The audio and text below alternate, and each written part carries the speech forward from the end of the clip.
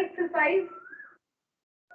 That name is the motion and measurement of distances. हम यहाँ पे आज NCERT एक्सरसाइज को डिस्कस करेंगे. ओके, हम किसको डिस्कस करेंगे बेटा? यहाँ पे NCERT एक्सरसाइज को डिस्कस करेंगे. तो NCERT एक्सरसाइज को डिस्कस करने के लिए हम किस तरह से यहाँ पे स्टेप लेते हैं? सबसे पहले NCERT एक्सरसाइज में हमने बेटा 5 क्वेश्चन थे. First, second, third, fourth, fifth. हमारे यहाँ पे फिल द ब्लैंक्स भी था. ठीक है, मैथमेटिकल क्वेश्चन भी था कि मीटर को आपको सेंटीमीटर और मिलीमीटर में एक्सप्रेस करना है. वो सब हम कर चुके थे. अभी हमारे पास हमारा क्वेश्चन नंबर 6 आता है. तो so please everyone just read this question from your book. आप अपनी बुक से इस क्वेश्चन को रीड कीजिएगा बेटा. ठीक है, आप अपनी बुक से क्वेश्चन को रीड कीजिए. तो आप किस तरह से यहाँ पे रीड कर रहे हैं बेटा? The distance between, question number 6 है आपका. I just write here, anyone who have no book so they can write. The distance between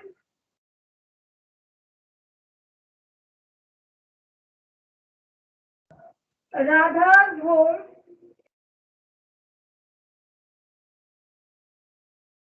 and her school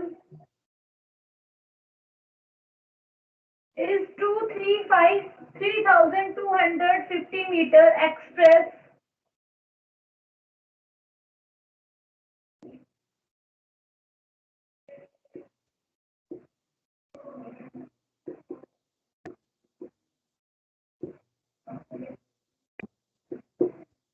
okay बेटा, आपका क्वेश्चन नंबर 6 है कि the distance between Radha's home, Radha के घर से और उसके स्कूल तक का distance.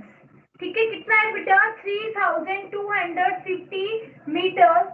Express this distance into kilometre. आपको उस डिस्टेंस को किसमें एक्सप्रेस करना है बेटा? किलोमीटर में एक्सप्रेस करना है.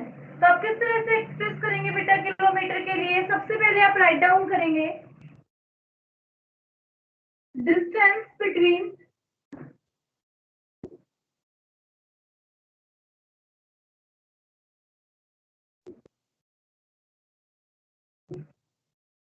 Radha's home and her school. Distance कितना है बेटा? 3,250 मीटर. कितना डिस्टेंस हमारे पास? 3,250 metre. Okay, okay, now we write here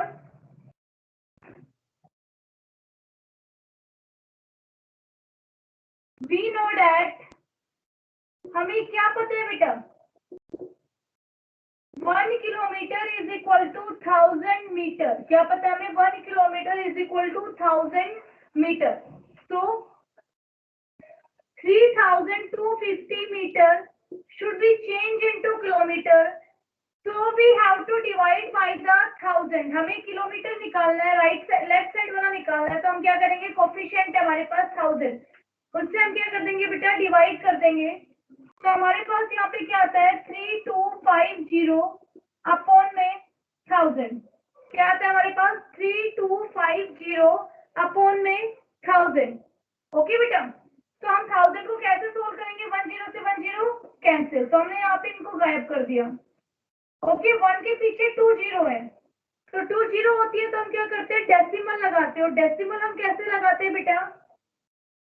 325 1020 तो डेसिमल हमारे कितने पॉइंट डिजिट्स के आगे रहेगा बेटा? 2 डिजिट्स के आगे. तो हमारा आंसर कितना आएगा? 3.25 किलोमीटर. कितना आंसर आ गया हमारे पास? 3.25 किलोमीटर.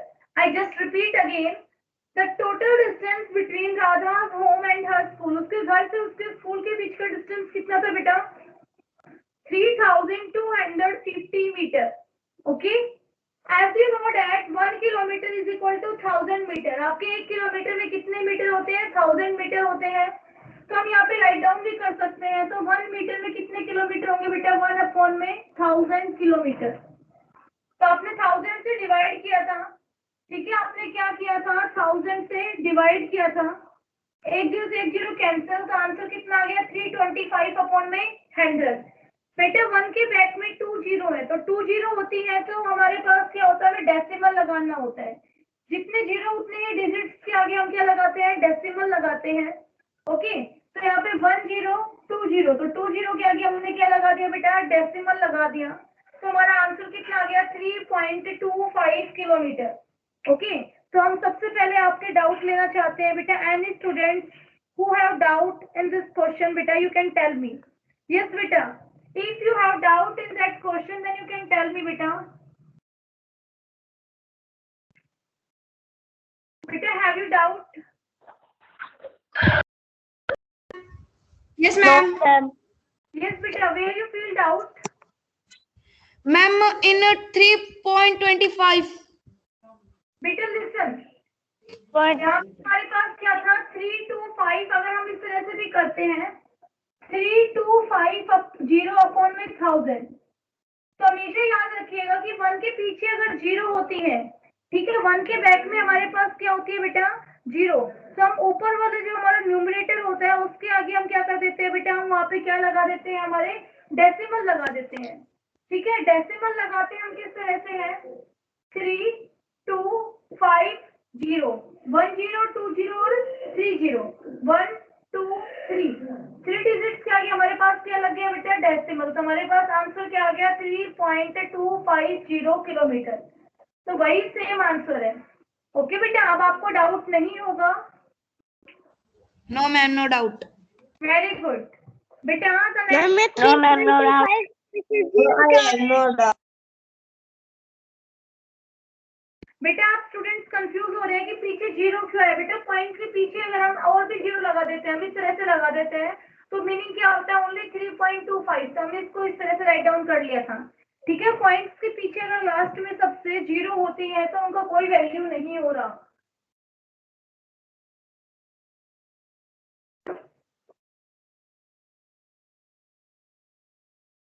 हमारे पास नेक्स्ट क्वेश्चन है बेटा 7th question. I just right on the board. हमारे पास 7th क्वेश्चन हमारे पास है, while measuring the length of a knitting needle, while measuring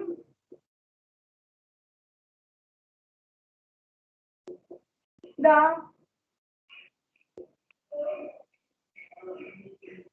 length of a knitting needle,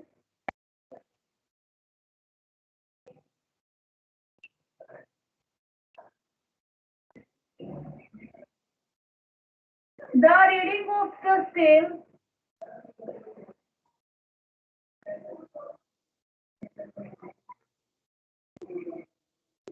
at one end is 3.0 centimeter and other end is 33.1 centimeter.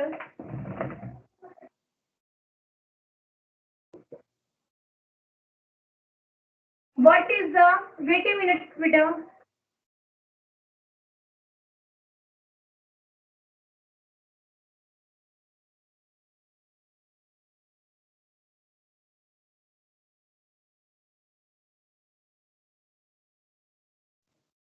तो बेटा यहाँ पे कह रहे हैं what is the length of needle. Okay, तो हमारे पास ये हमारे पास क्वेश्चन है कि क्वेश्चन हमें क्या कहता है बेटा कि while measuring the length of A knitting needle, एक सिलाई करने वाली जहाँ पे कह सकते हो कि आपकी जो बुनाई करते हो आप, ठीक है, आपके पास एक नीटिंग नीडल होती है, ठीक है, उसकी लेंथ हमने कैसे मेजर की, लेट्स सपोज दैट ये हमारे पास क्या है, आपकी एक नीटिंग नीडल है इस तरह से। अब जब स्केल से मेजर करते हैं तो इसके फर्स्ट एंड की जो स्केल की रीडिंग आती है, इस तरह से आपका स्केल है कोई, तो जो उसका फर्स्ट एंड है उसकी रीडिंग कितनी आती है बेटा 3 सेंटीमीटर, जहां से वो काउंट करना स्टार्ट करता है। और जहाँ पे रीडिंग आपकी नीडल आपकी क्या होती है, एंड होती है, वहां पे रीडिंग कितनी आती है 33.1 सेंटीमीटर। तो अब आपसे कहता है कि आपको नीडल की लेंथ फाइंड आउट करनी है, तो बेटा आप क्या करते हो, टोटल स्केल अगर स्टार्टिंग से होता जीरो से लेता तो आप टोटल लेंथ कितनी कर देते 33.1, बट यहाँ पे 0 ना लेके यहाँ से कहाँ से स्टार्ट किए, 3 से स्टार्ट किए, तो मतलब 3 टर्म्स इसमें क्या है, एक्स्ट्रा है। हमें इसमें से क्या करना पड़ेगा, 3 को सब्ट्रैक्ट करना पड़ेगा। क्या करना पड़ेगा बेटा, 3 को सब्ट्रैक्ट। तो हम यहाँ पे क्वेश्चन के सॉल्यूशन में कैसे राइट डाउन करेंगे, we just write here in the solution.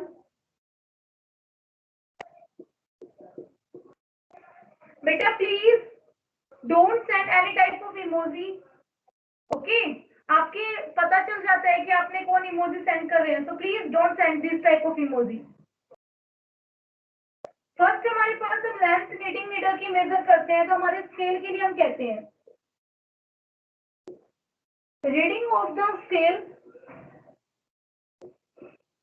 Eight one and is 3 centimetre. हमारे पास क्या आती है बेटा रीडिंग, हमारे पास 3 सेंटीमीटर आती है। सेकंड हमारे पास क्वेश्चन करता है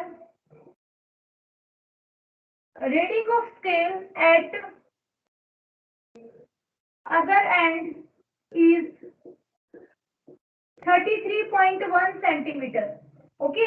आपके फर्स्ट क्वेश्चन कहता है कि स्केल की फर्स्ट एंड पे रीडिंग कितनी है, 3 सेंटीमीटर, सेकंड एंड पे कितनी है, 33.1 सेंटीमीटर, ओके। अब हमें यहाँ पे कहना है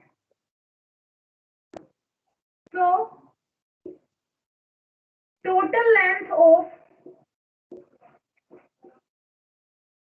needle is, बेटा टोटल लेंथ हमारी needle की कितनी होगी, हम यहाँ पे राइट डाउन करते हैं reading of second and minus reading of first and, ठीक है। सेकंड एंड की जो रीडिंग होती है उसमें से आप क्या करते हो, फर्स्ट एंड की रीडिंग को आप क्या कर देते हो बेटा, सब्ट्रैक्ट कर देते हो।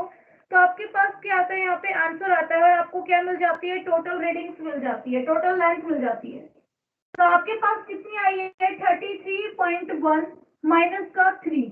तो आप सोल्व करेंगे तो कैसे करते हो, काफी बच्चे तो इस तरह से सोल्व कर देते हैं। तो बेटा हमेशा ऐसे सोल्व नहीं करना है। 3 आपका यहाँ पे आएगा पॉइंट के पीछे 0, ठीक है, क्योंकि 3 हमारा सिंपल टर्म होता है, डेसिमल वाली टर्म नहीं है। तो सब्ट्रैक्ट करेंगे तो हमारे पास आंसर क्या आएगा, 1, 0 और 30। तो हमारे पास आंसर कितना आएगा बेटा, 30.1 सेंटीमीटर। कितना आंसर आ गया हमारे पास, 30.1 सेंटीमीटर, क्योंकि हमारे पास रीडिंग भी हमें यहाँ पे गिवन है कि रीडिंग हमारे पास क्या है, 3.0 सेंटीमीटर, ठीक है, 3.0 सेंटीमीटर। तो यहाँ पे भी हमारे पास पॉइंट है और हम यहाँ पे सोल्व करेंगे तो हमारे पास आंसर कितना आ जाएगा, 30.1, ठीक है, 30.1 सेंटीमीटर। ये हमारे पास क्या आती है, नीडल की लेंथ हो जाती है। अगर आपके फर्स्ट एंड की रीडिंग क्या होती, हम अगर क्वेश्चन इस तरह से रहता, फर्स्ट एंड की रीडिंग हमारे पास 5.5 सेंटीमीटर होती और सेकंड एंड की हमारे पास इतनी ही रहती, तो आपसे लेंथ नीडल की पूछता तो आपको फिर भी क्या करना था बेटा, सब्ट्रैक्ट करना था, ठीक है। तो सब्ट्रैक्ट आप कैसे करते हैं, यहाँ पे इस तरह से आपके पास क्या आता है बेटा, आंसर आता है 27.6 सेंटीमीटर आपकी क्या आती, नीडल की लेंथ आती। तो कहने का मतलब है आपको किसी भी ऑब्जेक्ट की लेंथ इस तरह से कंफर्म करनी होती है, तो उसका जो अदर एंड की रीडिंग होती है और उसके जो फर्स्ट एंड की रीडिंग होती है, दोनों को क्या कर देंगे आप, सब्ट्रैक्ट कर देंगे और वही आपके पास क्या होगा बेटा, आपका आंसर होगा, ठीक है। Very good. नेक्स्ट क्वेश्चन हमारे पास, पहले आपसे डाउट लेते हैं क्वेश्चन के रिगार्डिंग। यस बेटा, एनीवन हैव डाउट, बेटा anyone have doubt, no ma'am, ma'am ma'am yes ma'am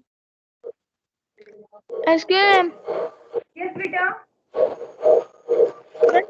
कैमरे को मैम ऑन पर ऐसे मत करा करो, रोटेट मैम जी, फिर मैम स्क्रीन कई देर बाद आती है।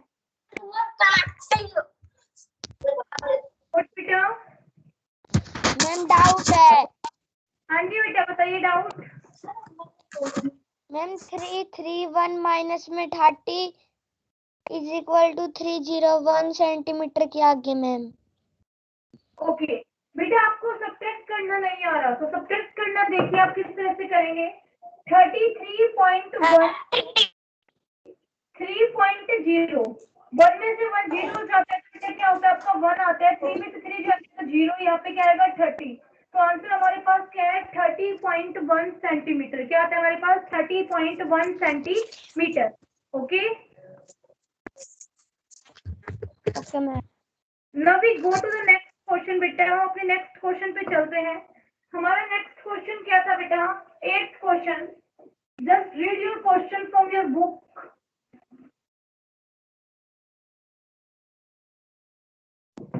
Write the similarities and differences between the motion of a bicycle and a ceiling fan that has been switched on.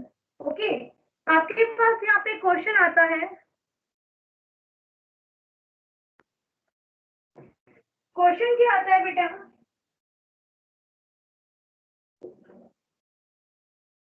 Write the similarities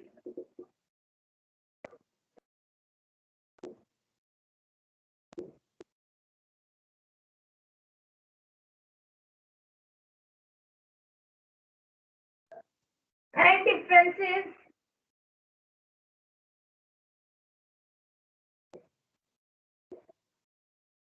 between the motion of this bicycle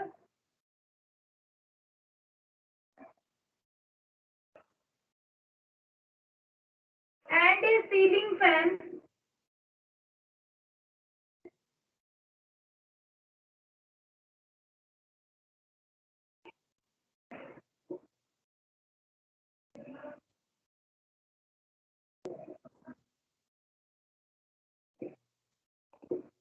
that has been switched on.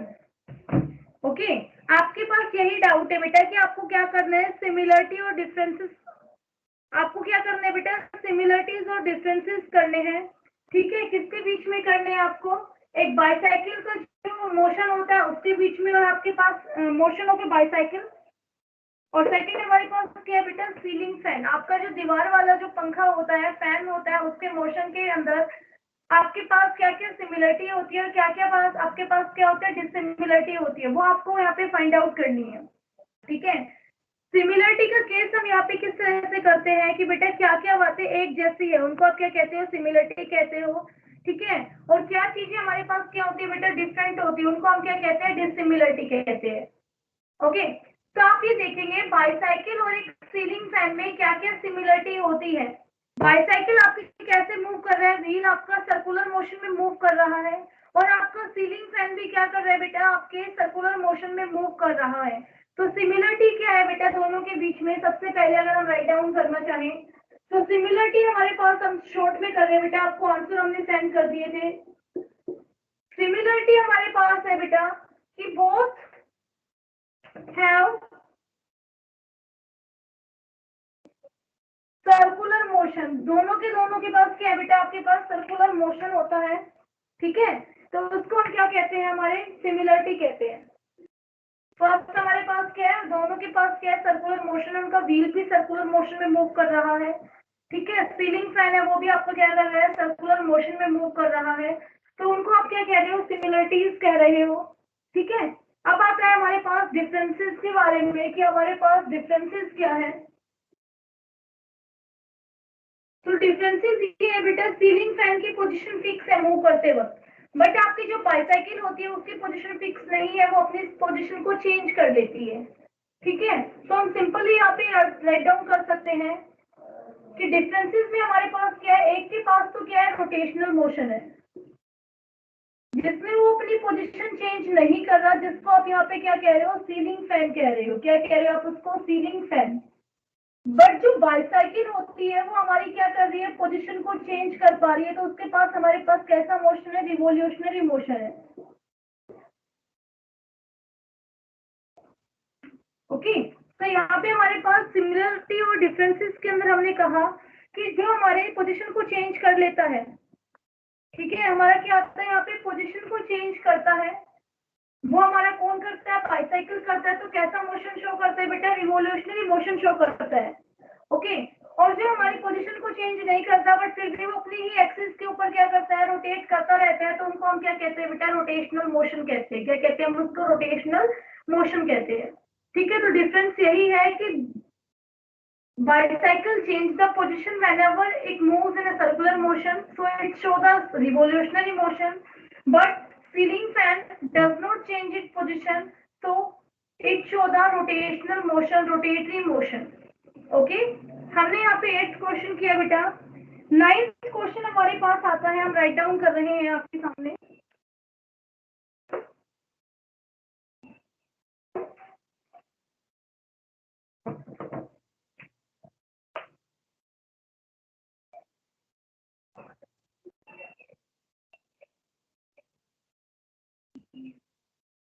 तो हमारे पास 9th question आता है बेटा, why could you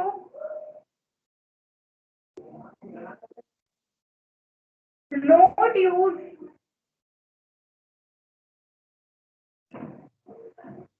an elastic measuring tape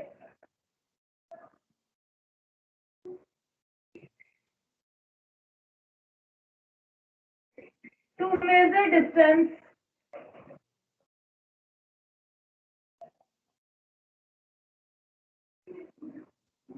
what would be some problems?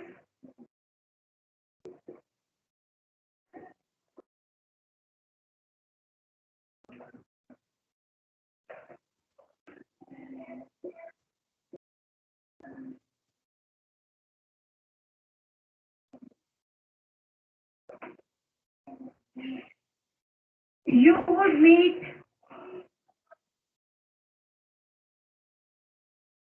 in telling someone about a distance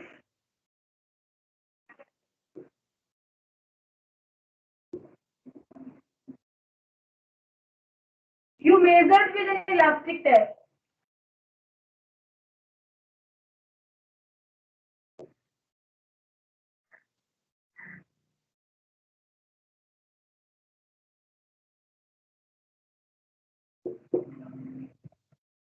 बेटा आपके पास 9th question की statement है, आपको थोड़ी लेंथी लग रही होगी, बट बहुत इजी क्वेश्चन है। आप सुनिएगा जो टीचर आपको बताता है। टीचर आपको क्या कह रहा है बेटा, why would you not use N elastic measuring tape? आप अपना इलास्टिक मेजरिंग टेप होती है, आप उसका यूज क्यों नहीं करते? Why would you not use N elastic measuring tape? आपने देखा होगा कि आप जब भी टेप का यूज करते हैं, आपका जो मीटर टेप आता है जिससे आप रीडिंग लेते हैं, वो क्या तो हमारे कॉटन क्लॉथ की बनी होती है, फिर सेकंड वो हमारे आयरन की बनी होती है या प्लास्टिक की बनी होती है। ठीक है, इलास्टिक मटेरियल रबर वगैरह की नहीं बनी होती। रीजन क्या है? तो यहाँ पे क्वेश्चन कहता है फर्स्ट कि आप इलास्टिक मेजरिंग टेप आप देखते हैं डिस्टेंस मेजर करने के लिए, तो वो इलास्टिक की मेजरिंग टेप होती है, वो इलास्टिक की क्यों नहीं बनती? First question. सेकंड क्वेश्चन आता है, what would be some of the problems you would meet in telling someone about the distance you measured with an elastic tape? अगर आप इलास्टिक टेप से डिस्टेंस मेजर करते हैं और आपको किसी और को बताना है, तो आपको क्या क्या प्रॉब्लम फेस होती है? तो बेटा इलास्टिक का मतलब क्या होता है, whenever you stretch them it just change the position.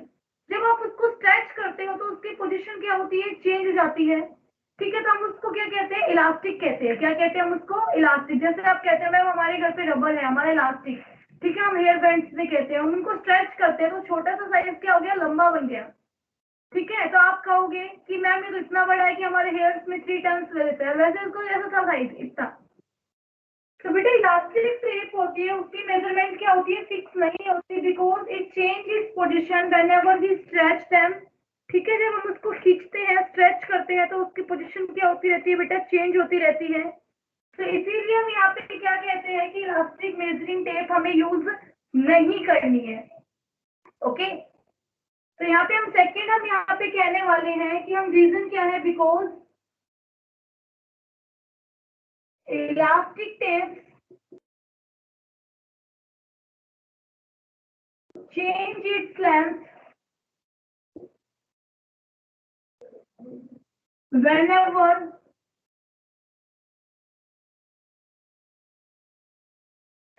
stretch it। जब भी आप उसको खींचते हैं, स्ट्रेच करते हैं, तो वो क्या करता है बेटा, अपनी लेंथ को चेंज कर लेता है। So the measurement taken by the tape is different at every time. So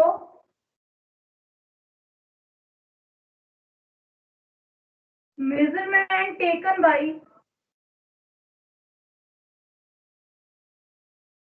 elastic tape is different at every turn. ठीक है, तो यही प्रॉब्लम हमारी क्या करनी पड़ती है, उनको फेस करनी पड़ती है कि जो मेजरमेंट होते हैं इलास्टिक टेप के वो हर टाइम पे क्या आते हैं बेटा, डिफरेंट आते हैं. ठीक है, मैंने फोर्स कम लगाया है तो अलग मेजरमेंट इलास्टिक टेप का, आप उसको स्ट्रेच करके मेजरमेंट ले रहे हैं तो आपका अलग मेजरमेंट आएगा. तो पर्सन टू पर्सन जैसे हमारे एंशिएंट टाइम में हुआ था वैसे यहाँ पे भी हमारे पास क्या कर रही है, मेजरमेंट वेरी कर रही है. ठीक है, तो आप उसको क्या कह रहे हैं, आपका 9th क्वेश्चन का आपका आंसर हो गया. 10th क्वेश्चन हमें सिंपल कहता है बेटा, गिव 2 एग्जांपल्स ऑफ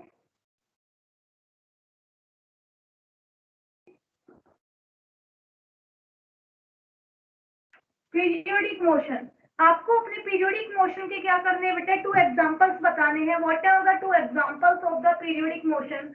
हमने बताया था बेटा कि अर्थ आपके सन के अराउंड रिवॉल्व करती है, that is an also example of the periodic motion.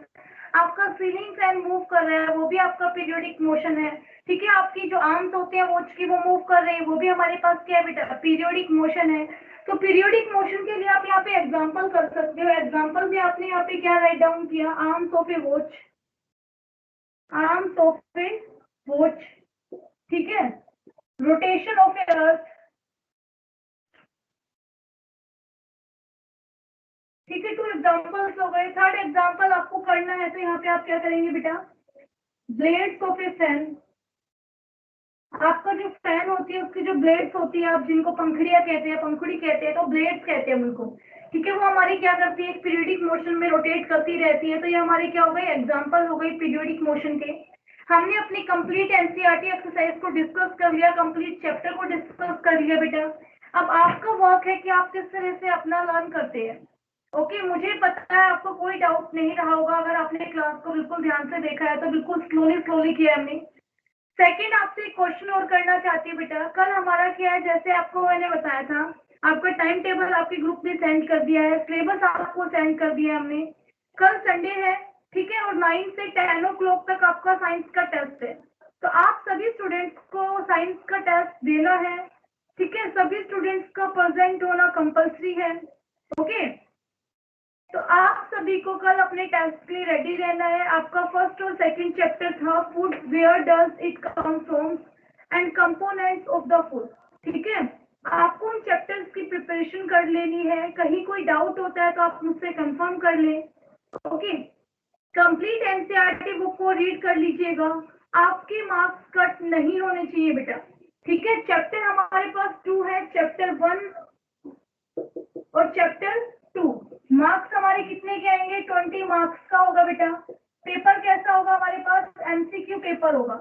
ठीक है, पेपर कैसा होगा, एमसीक्यू, मल्टीपल चॉइस क्वेश्चन होंगे. क्वेश्चन आएंगे, क्वेश्चन के 4 ऑप्शंस होंगे, उसमें जो करेक्ट ऑप्शन होगा आपको वो चूज करना है. ठीक है, उससे आपको 1 मार्क्स मिलेगा. और सभी स्टूडेंट्स को जो उनकी पर्सनल इंफॉर्मेशन होती है वो बिल्कुल करेक्ट फिल करनी है. तो आपसे रिक्वेस्ट है, अपना टेस्ट आराम से दीजिएगा. कोई भी प्रॉब्लम होती है तो आप हमसे कंफर्म कर लीजिएगा, बट टेस्ट देना आपका कंपल्सरी है. Okay, now I am just unmute you and then please ask your doubts.